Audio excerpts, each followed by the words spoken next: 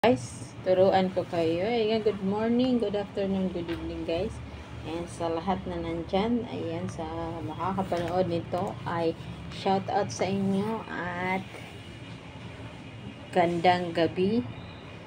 Ayan, turuan ko kayo kung paano i-link ang nakapin sa YouTube kung siya ay naka-vertical vertical live.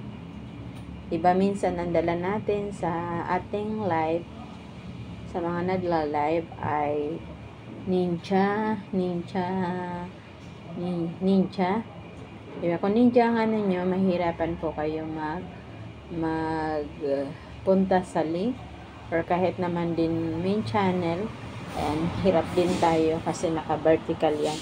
Ang gagawin nyo lang guys, para mapuntahan nyo yung link na binaba o may nagbaba ng link, ang gagawin nyo lang, itong tatlong dots sa gilid, pindutin nyo yan, tatlong dots sa gilid, tapos ayan, makikita nyo yun, yung mismong nagbaba, at saka yung yan guys, oh, yan makikita nyo yan mismo yung binaba nyo doon sa taas. Ayan, tapos pindutin nyo yan guys. Ayan, mapupunta kayo doon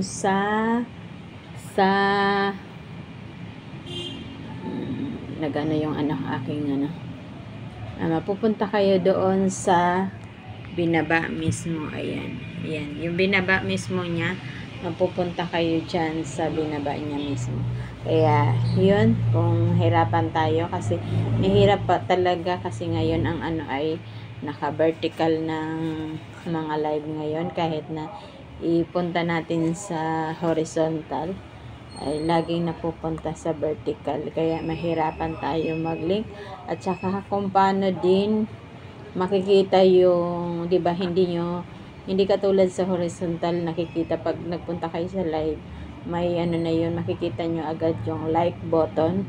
Ang gagawin nyo naman para makita nyo yung like button, itong tatlong dots sa taas, and nakikita nyo yung tatlong dots sa taas, pindutin nyo din, and saka nyo makikita yung like, dislike, share, and report.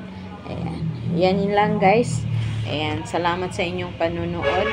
Ayan lang ang gagawin natin guys, kasi minsan hirap talaga tayong puntahan ang mga nakababang link or mga link na binababa.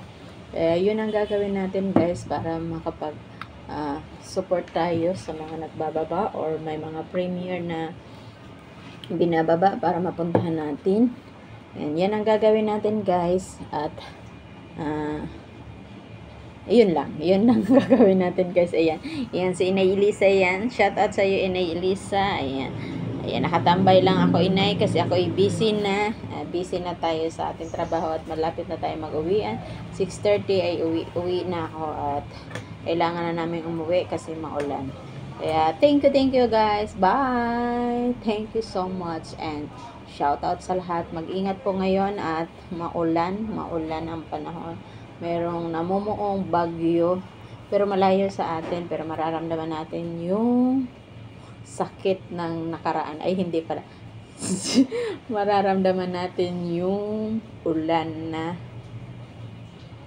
bugso ng ulan, kaya yung ibabaha na, pero sa atin naman sa awa ng Diyos, ulan-ulan lang, pero mamaya hirap tayong umuwi. Kaya bye guys, thank you so much, bye, love you all, bye bye.